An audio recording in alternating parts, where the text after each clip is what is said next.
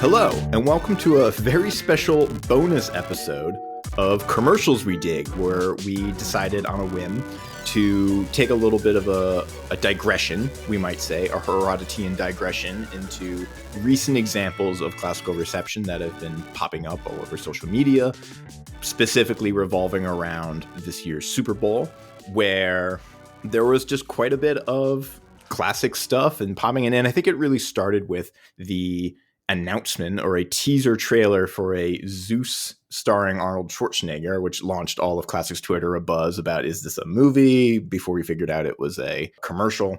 But we sort of decided to indulge and get our sort of reactions while they're still fresh, while they're kind of hot off the press, both about the Zeus one, a couple of other Super Bowl ads we're talking about, and also throwback. So today we're going to talk about four commercials in particular. One going all the way back to 2004, which I think is actually thematically very on point, starring Britney Spears, Beyonce, and Pink, and Enrique Iglesias, featuring a sort of Coliseum gladiator fight.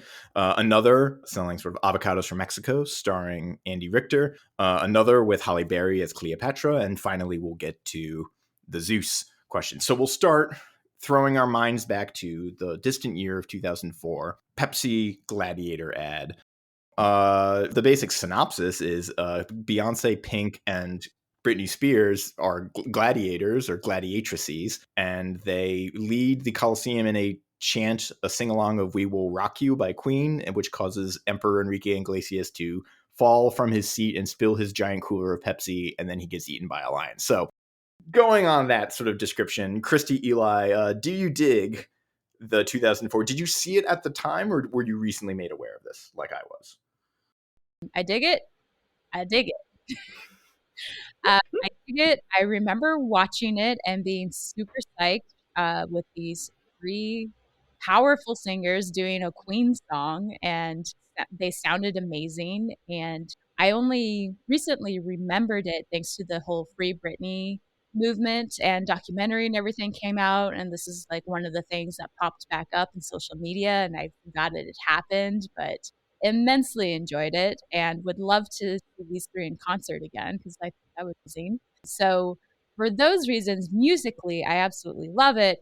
There's some things not to like as much about it, but for now, we'll go on the high note and see what I like. I feel, yeah, I remember watching this on YouTube. It was like one of those things in high school that when you have a bunch of your friends around and you're in somebody's basement and you just watch silly YouTube videos all night. And I had not seen this live because I never watched the Super Bowl. So seeing this was really fun, even like a few years later, because I know it was a few years later when I first saw it. And I was like, wait, is that Britney? Wait, is that Beyonce? Wait, is that Pink? And it just sort of kept getting better. And yeah, I dig it quite a lot. I think it's kind of a funky version of a, I don't know. I would really love to meet the person who like pitched this, who was like, what if we get these three people? It's a very, like, how do I put this? Like the logic of the whole thing is very strange, of like Oh, how yeah. they pitched it. And yeah, like you're right. Like how they storyboarded. It's like, okay, so like they're in the gladiator, they come out and then they start singing, and that leads the crowd, and that causes the emperor. Because like, just to rewind a little bit, Super Bowl commercials are one of those things where like these weird memory worms, because like Yeah. they'll lodge in your brain from whenever you saw it, however many years ago, and then it will occasionally come back and like have like you'll be like, was this a fever dream or something like that? Like, did I invent this? Because they're also like sometimes so sort of chaotic, and this feels like one of those where like if you described this to someone, to be like, did you like hallucinate that? Did you make that up? Yeah, but it's also like my fixation as I was watching it. I had like two thoughts really, which was one, it was so incredibly of its time for reasons I'm about to get into, and two, it's also very appropriate that we're actually talking about it now, because in some way, this year's Super Bowl in generally was very much like in the year 2004, like with all the halftime show and so many of the commercials were really like aimed specifically at millennials, like the millennial nostalgia. Yes. Like the whole halftime show was just like bangers from the mid-aughts, basically. Yep. It was so good. Is it because nobody else watches the Super Bowl? Like Gen Z doesn't strike me as having any interest in organized sports. I have no idea. Yeah, though I teach them, I cannot claim to have any insight into the mind of Generation Z. But speaking of like being of its time, Christy mentioned Gladiator because like 2004, so we're still clearly like this commercial is riding the high of Gladiator, but also the other sort of main influence is A Knight's Tale, which I just checked gonna came bring out. that up because that's what I have always thought of when I hear this song is A Knight's Tale. Don't they do that in A Knight's Tale? Or Yeah, they do they something do. really They do. similar. It's Yeah. and it's like the sort of the beginning sequence, Mm-hmm. and they have everybody in the audience like stamping, and like the guy with the trumpet who's not making that noise is like pretending to play it, you know. And I have such wonderful nostalgic feelings for that entire sequence. Yes.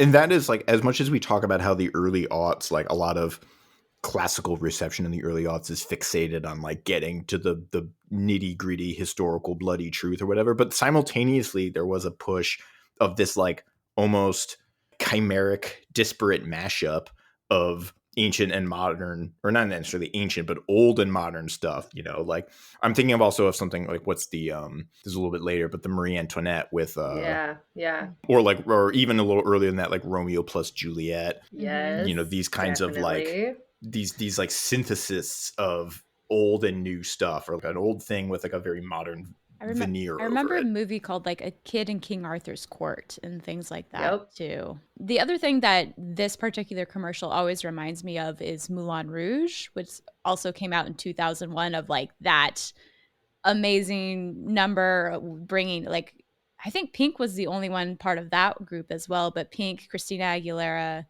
oh gosh, I am forgetting the other two. Maya? And Lil Kim. I hope I got that right. Otherwise, we're cutting. Yeah, maybe we should just Google it right now. I'm pretty confident because I loved that music video too. You are correct, Christy. Christina Aguilera, Maya, Lil Kim, and Pink. Okay, I feel better now. Christy's correctness can Christy be known. is correct. I am correct. That's all. But this is that, you're right. A bit of Knight's Tale, a bit of Gladiator, and just a touch of Moulin Rouge for the feminist aspect of it to bring it all together. Is this commercial maybe thinking it's feminist? It's definitely early aughts feminist, that's for sure. Yeah. It's like, let's empower them by putting them out in skimpy clothing, but letting them be gladiators. You're like, metal bikinis. That's about where we're at. Yeah, and another weird metric of, and I don't think this commercial necessarily fails this litmus test, but I want to talk about it when we get to our next one. Of like, one of the weird things about super commercials often is very often the ones that are the most memorable, you have no idea what they're selling. Oh yeah. And this one's less that because there's Pepsi stuff like all over the place. Like it's very clearly a Pepsi ad, but like not to like get really into like critical brand analysis, but like what is the function? Like what are they trying to tell us about Pepsi in this advertisement? It will liberate you. Yeah, because it's like the emperor is hoarding all the Pepsi. Is that the idea? I always associated with the whole bread thing, the bread and circus thing. So like, oh yeah. Is this actually, in addition to being a feminist commercial, is this also a Marxist commercial because it's all about distributing the Pepsi to the proletariats? I mean, I think we're asking still way too much a preteen, if not a teenager, in the early aughts, and that's asking for a lot. Commercials we dig, the only podcast that analyzes is Pepsi Marxist. We're asking the real big questions here. So, yeah, any other closing thoughts on the Pepsi ad? If we showed this to, say, someone who was currently age 20, would they be like, what the hell is this? And is this a commercial that like preys upon our millennial nostalgia, much like Super Bowl did this year? I don't know. I think the Queen song is just, I don't care how old you get, like that is always going to be an amp up song. So the music itself is, I feel, going to keep it timeless, but there will be plenty of people complaining about the actual outfits on the gladiators. Although to be fair, they did make them the 3 different types, right? They technically are, yeah. There's like, Beyonce's got the trident and the net, and then I forget what Pink has, because they throw their weapons away. Like that's like the first thing they do. She's got a shield, maybe. I don't. Yeah. Well, she's like in chainmail, which is sort of a little, whatever. Oh, that's where you're gonna that's where you're gonna have an axe to grind. I do not. It's not my problem. Everything else about this commercial was fine, but the chainmail is where you draw the line. Chainmail really throws it, man. Yeah. I like that it's Enrique Iglesias, though. I like that he's the emperor. It just makes me smile. Just like, what are you doing? Yes, Why is this happening? This feeds into nostalgia. Although, I mean, Britney, Beyonce are, again, timeless, at least as far as millennials. And I would imagine Gen Z feels much the same. Mm-hmm. I mean, Britney Spears is a gay icon as far as I'm aware as well. So, like, that's not going away anytime soon. Yeah. Pink might be the only one who has dated out a little bit, but I don't know. I still stand for Pink. Oh, I do too, but we're millennials. Oh, she has music on the radio. I mean, I don't know. Right? Pink is one of those like surreptitiously successful pop stars where she holds a lot of records, like being like a chart topper. Pink is like, she's really well represented in the charts in a way that you don't necessarily think. So like there's this weird disconnect between like her sort of cultural popularity, but like her actual popularity, if that makes any sense. Mm-hmm. I mean, she put on a full acrobatic performance for like her concert. I was gonna say, like, she has like basically like a super intense gymnastic circus routine that she does live while singing, I think. And so she's like an athlete. Oh yeah, take nothing from that woman, but I feel like she's the one who may have least crossed over into Gen Z popularity. I could see that. Yes. My favorite part about including the halftime show this year is I saw this meme where like it says all the millennials. I'm like, oh my gosh, this is such a great halftime show. It's the first time they haven't picked old people like the Rolling Stones to perform.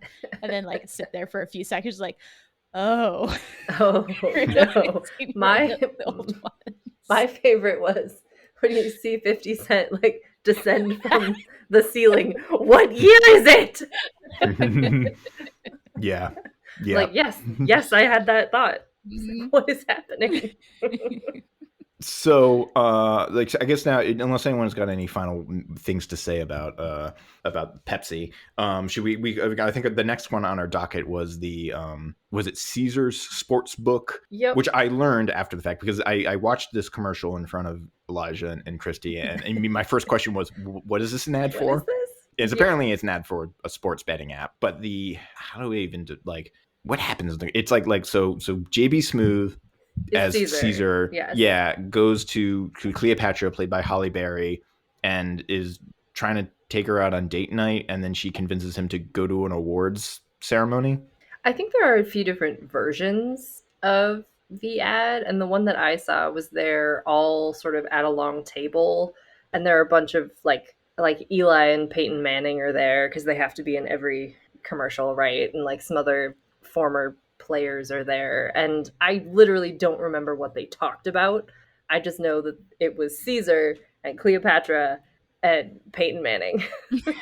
That's like we did not watch the same commercial. We did not, but I think that there were a couple because like the screenshot that I have is them in the car, and he's obviously reading a papyrus. Yes, she's like trying to prep him for like his awards banquet speech or something. That's adorable, and I love it. I love his little golden laurel crown. I love the gold. I'm loving Halle Berry's Cleopatra. I don't know, they're fabulous. They're like a modern day power couple, and I kind of dig it. And again, it does not matter what they are selling. Like, I literally had to look it up. I was like, what the hell is this? Yeah, I kind of question. I know that this has been around for just a couple of years. It's a new thing. I don't want to necessarily promote online sports betting, but why Caesars and sports betting? Like, that is my question. Vegas, right? Yeah, like a gambling, like Caesar's Palace sort of thing. Yeah, and in the commercial, they're in Vegas, like driving down the strip. That I think is the connection, at least as I made it. Which is like a whole larger can of worms, I feel like.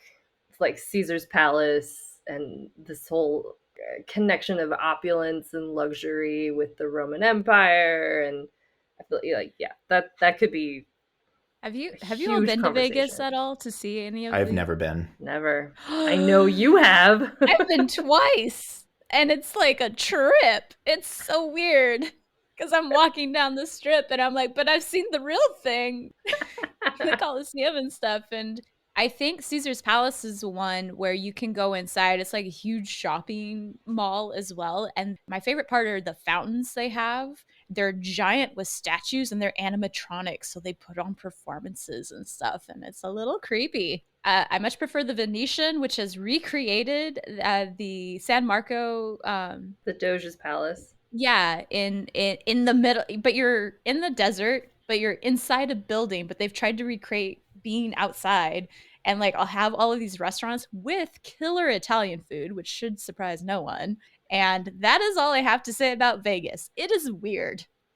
I don't understand how it's a thing, but there you go. I have never been to Vegas, and from what I understand, I don't think I would like it. I'm not a gambler, and the whole thing seems like a bit much, especially now as I'm like, getting into my mid-30s. I've been to a wedding there, so the same one Britney Spears got married at. Yay! A wedding would be fun, but yeah, I'm like, yeah, no. You'll feel very lost. That's all I can say. So maybe that's where this commercial leaves us to, is just, all right, we got Caesar, we got Cleopatra, And speaking of Caesar, so we'll transition to the third item on our docket, which is the Avocados from Mexico commercial, where featuring basically a tailgate at the Colosseum between the Romans and the barbarians, and they are united over their love of avocados, with a final cameo by Andy Richter as Caesar. I kind of loved this. I loved the giant Roman numerals that they all had like on jerseys, but it was like old school, like toga jersey, the Roman numeral. Like, it was super fun, and the barbarians were being crazy, which seems very much like othering, the other team, right? Is like, oh no, they do the crazy shit. We don't riot when our team loses / wins, whatever, which is totally false all the time and forever. And I like was just delighted by Andy Richter, like holding his bowl of avocados. It's like, what? It's salad. If he's known for nothing else, he wants to be known for salad all his life. Like, okay, Caesar salad. Yep, okay, we get it. Yep. But no, this was delightful. That's all I got. I enjoyed the in the first act of this commercial, if you could call it that, of them like when they're sort of ribbing each other, and the barbarians are like, "Oh yeah, we've got like a wolf, we've got wolves, we got a viper, we have a panda," and then he says something where it's like super cute but really hungry. And there's a bit about like their favorite athlete was eaten by a lion and things like that. Great, it's just great. Yeah, this one probably was one of my favorites that I saw, actually. And where the uniforms also reminiscent of like later Chariot games was something I was thinking, like your color teams, because I know that's much later, but well, the Romans are more or less in red, and the barbarians are in like greens and blues, which like is, I think, I'm gonna go out on a limb and say probably a happy accident of the commercial that it corresponds to actual Roman chariot colors. I was just curious because like it's like I was picking up on that, but it's like, but that's not necessarily associated with the Colosseum. So yeah, no, I think you're giving the commercial a little too much credit, so much as they're just going for like contemporary sports colors. I was just gonna say I loved watching the barbarian get slammed into a table. Yep. Just to like fully summarize what we are viewing as a barbarian. Yep. Tailgating, slamming in a table, ready for a good time. Did you notice that it got like weirdly horny kind of towards the middle? Where they're as they're sharing avocados, like the sort of subtext is that they're also like kind of hooking up with each other. Is that the idea? Or was that just me? I think that might have just been you, Colin.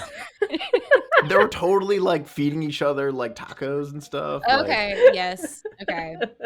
A slight Lady and the Tramp situation with a taco. Yeah, sure. Yeah. Okay. I will. All yes. right. But yes, that one's high marks for sure. Yeah. All right. Last but not least, the reason we're all here, which is what a day and age we live in, where you get a teaser for a commercial starring sort of Zeus and Hera as retired in Palm Springs, California, and Zeus is experiencing a bit of suburban ennui or something to that effect, and until he is reinvigorated by his electric BMW. bought for him by Hera, which many people have pointed out Hera would never do that. So. I will say Hera is played by Selma Hayek as well, which I very much enjoyed. Oh, I loved that. That was Yes. excellent. I think the highlight for me, though, was the little Pegasus. Peggy. Little Peggy. That was the best little Sebastian kind of moment. Sebastian. It was so cute. I was like, wait, go back. Don't stop. I don't care about the car. Go back to the mini Pegasus. And this was like a full-blown campaign because as Colin said at the very beginning, like first was just this poster that dropped that Arnold Schwarzenegger dropped on Twitter being like, coming soon. Him fully dressed up, decked out as Zeus. And I would say he would probably make an excellent Zeus for any movie. Well, he wanted to. Have you seen a movie that maybe we should review I have at not, some point? And we need to. Hercules in New York, which was, I want to say, his American debut. It was his first American film. So we probably need to see that. Yeah, we probably should. Full circle. Yeah. But so that happened. And then there was the teaser commercial that came out where he's dressed fully as Zeus. And this is like being in my history class with a bunch of students who have not read the Iliad before. And the guy's reading the cup. Macchiato for Zeus. Zeus? It's Zeus. You mean like the Greek god of thunder? Yeah. That was actually really funny. And I appreciated that, yes. I think I liked the teaser commercial a little bit more than the full one, but as Elijah pointed out, the Peggy, that was adorable, and I want more of that. Yeah. We're also leaving, in addition to the other sort of the real cherry on this cake is the very end of the commercial is Salma Hayek and Arnold Schwarzenegger singing Electric Avenue by Eddie Grant. Correct. As they drive away.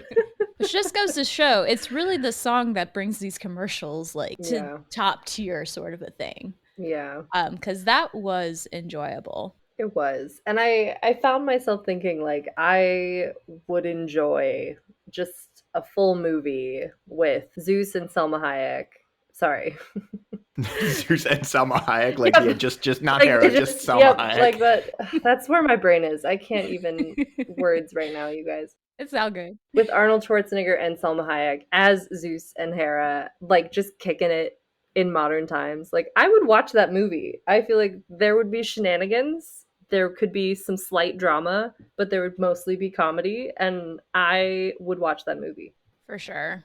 Well, and what I thought was interesting, because we had talked about this a lot with Blood of Zeus, was, again, this depiction of Zeus in his twilight years being the big thing right now. Yep. And, like, especially with Schwarzenegger going from Hercules to, like, now he's playing the retired guy who doesn't want to be retired. He still wants to feel young and vital and needed by the community. Yeah. Although everyone's asking him to, like, juice up their... I know. I think he kind of liked it though. And so I to me, that's such an interesting perspective of Zeus that seems really dominant right now, of just he's aging out, which was always Zeus's like hugest worry in Greek mythology, is like, I'm going to be overthrown by the next generation. And there seems to be a lot of that actually being depicted with him, which I don't know what to make of it. My other side note, as I was thinking about all of this and like how someday we just want a ridiculous myth movie of some kind, and it's like, can we just have the Titanomachy, like a full-blown film of the Titanomachy? Why not? Yeah. Starting with Kronos eating the children. Like, you could have a horror element to it. Again, I would watch that movie. Yeah. And have an aged Arnold Schwarzenegger telling the story as an aged Zeus in Palm Springs. I don't know. I love it.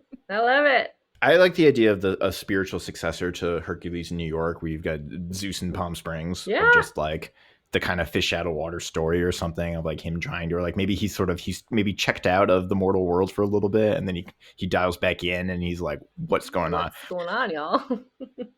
Who could possibly direct such a thing? Like, whose hands? Wes Anderson. I was like, it's just sit there and it's like, so you're the god of thunder. Yes. And then like Bill Murray would be like his neighbor, and Bill Murray would be like, cool. Yes. Again, I would watch this movie. Yes, that would be very entertaining. That'd be more of a comedy sort of thing. Yeah. And then like Owen Wilson would be like one of Zeus's, mortal children or something like that, who's like a middle-aged man, and he's the like liaison, like trying to like get him adjusted to modern society.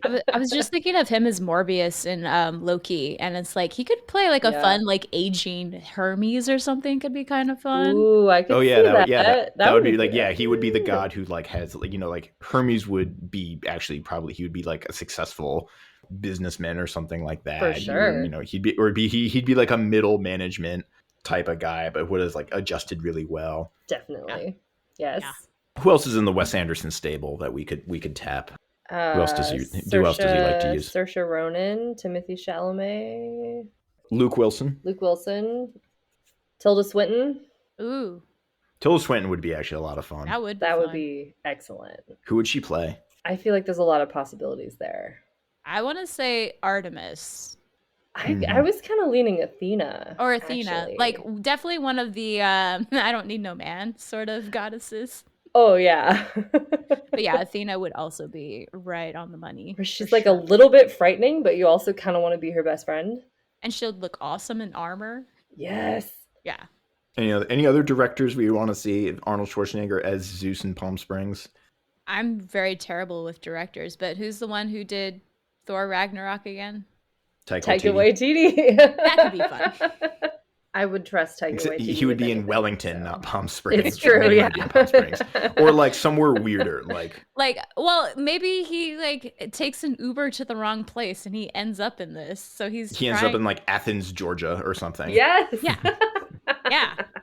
Okay, so maybe last question to wrap this up. Why do you guys think, because these aren't the only ones, but why do you think classical reception in these commercials was so big this year? Or maybe it's becoming big, or maybe we're just paying attention this year because of Schwarzenegger? I kind of feel like we're just paying attention this year.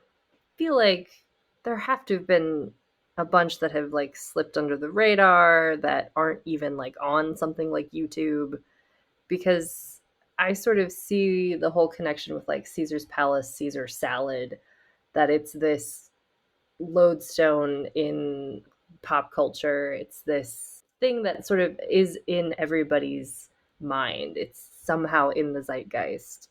And we don't have to use it correctly. We don't have to use it appropriately. We just have to get the feeling across. And like what we have, avocados, sports gambling, Pepsi, electric cars. It's like you're using it to sell anything. So I feel like it's that connection that you're trying to make with the masses at large. And like these are the lodestones that we can hang on to.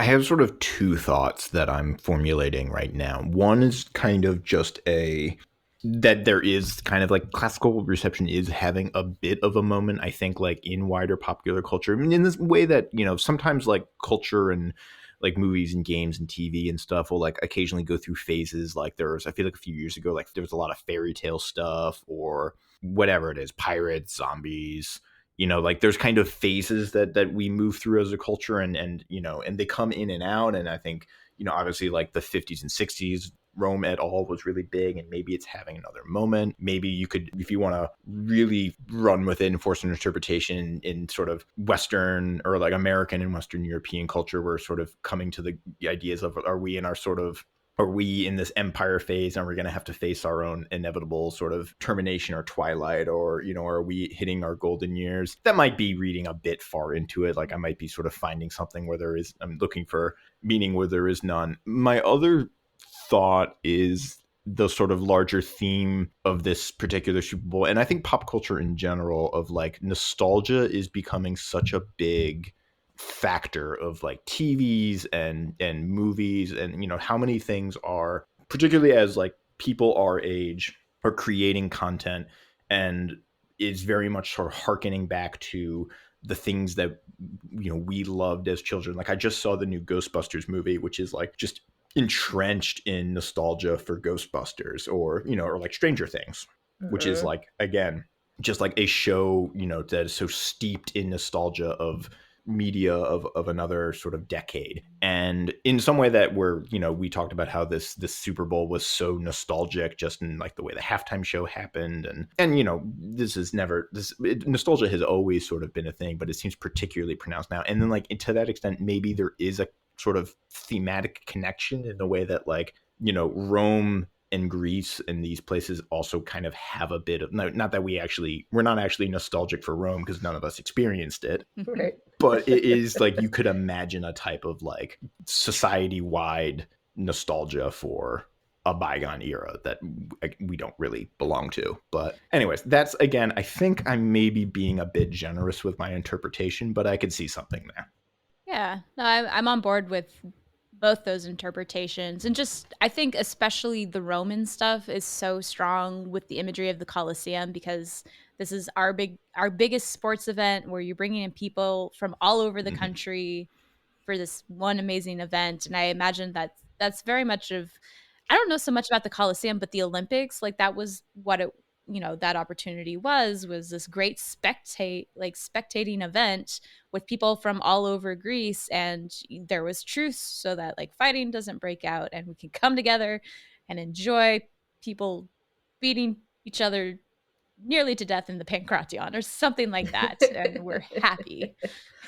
Well, yeah, and so much of like organized sports comes out of like a need to sort of exercise that competitive nature without totally annihilating each other, right? Like they talk about the very early Olympics as being sort of a way to get the competition out so you don't kill each other. And I think we still use so many metaphors to talk about like football as some sort of battle, and like there's both two sides and they are sort of in this fight against each other, and it's violent and aggressive, but again, nobody dies on the field. But it's like anymore. But it's like somehow sort of exercising those feelings that we have as humans. Yeah, like I was thinking of just like the connection between, well, like two things. Like, yeah, like one, like the connection between the Coliseum and like modern American Super Bowl is like a pretty natural one, just in terms of like the emphasis on size and spectacle and all that kind of stuff. So like you like setting a Pepsi commercial in a Coliseum in a Super Bowl ad is like a very sort of logical decision to like draw those kinds of connections. And just on the idea of like sports and competition that Eli was getting at, of like a lot of early sports and competition is a sort of channeling for like martial pursuits, where like in ancient Greece a lot of these events were really revolved around combat. Like one of the events was a race in full armor. Like being an athlete was very much closely tied with like your ability to be a warrior. Or even like I was thinking, like I grew up in upstate New York where lacrosse was really big, and the earliest versions of lacrosse, particularly like I guess like Iroquois and other Native American tribes, was that they were like almost like war games or something for people to sort of get out. It was a couple steps shy of just like full on battle. And you can still get the prestige that will bring you too. Yes, so exactly. I don't think I have any final thoughts unless we just want to say which one ended up being our favorite overall. Yeah, which one of the four that we talked about, do you have a favorite? I kind of think Zeus, actually, now that I think more about it. We'll put it over the top for you. Mini Pegasus. Like he's the best miniature horse. He does it better than anyone else has ever. I feel like Ben right now in Parks and Rec. I'm like, I don't get it. What's so special about it? What is it that I'm not seeing? I forgot about little. that. I also just I enjoyed Selma Hayek and Arnold Schwarzenegger just palling around together. I thought that was really fun. I'm gonna again love the music of the 2004 one for Pepsi commercial, but I actually really like the avocado one. Like after I saw that, because in terms of meeting the theme of Super Bowl and just kind of, it ended up being a really good reflection of what you could almost imagine a bunch of people hanging out at the Coliseum, what that might have actually been like compared to our modern day culture. And I like that mashup. I think it's fun, and it shows how our big football game really does harken back to this long history of competition and spectator sports that we are all obsessed with to certain degrees. All right, and Colin, what do you think?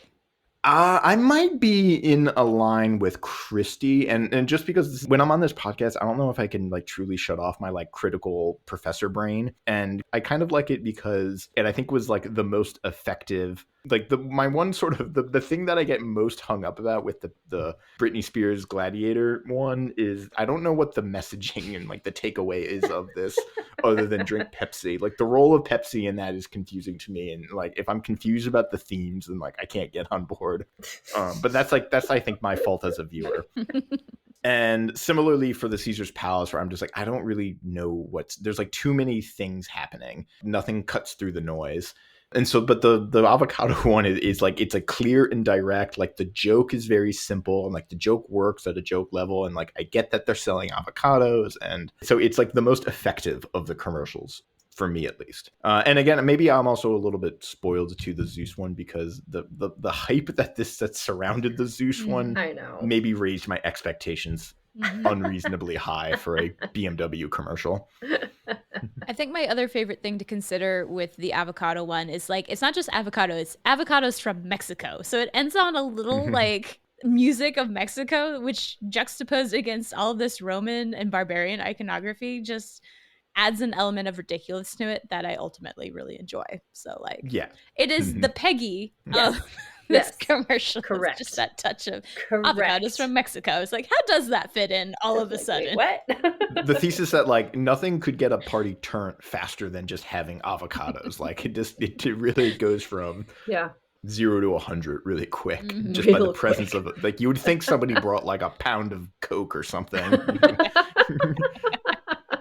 All right, we should probably call it there so I don't make my job harder for me in the editing day. Yes. Okay, thank you all for listening. This has been a very special bonus episode of Commercials We Dig. If you enjoy and you want to get more of this juicy reception, you can follow us at @digmovies on Twitter or movieswedig.com. Please, of course, like, review, and subscribe. And the posting order might be a little out of whack, but in the future, you should be expecting episodes from us on Hades Town, if it hasn't already dropped yet, as well as The Mummy, the 1999 Mummy with Brendan Fraser and Rachel Weisz. And we'll be back very soon with more good movies and digging. Okay, I'm spinning out, so I've had a long day. I'm gonna end it Just there. say bye and call it. Bye. No, bye.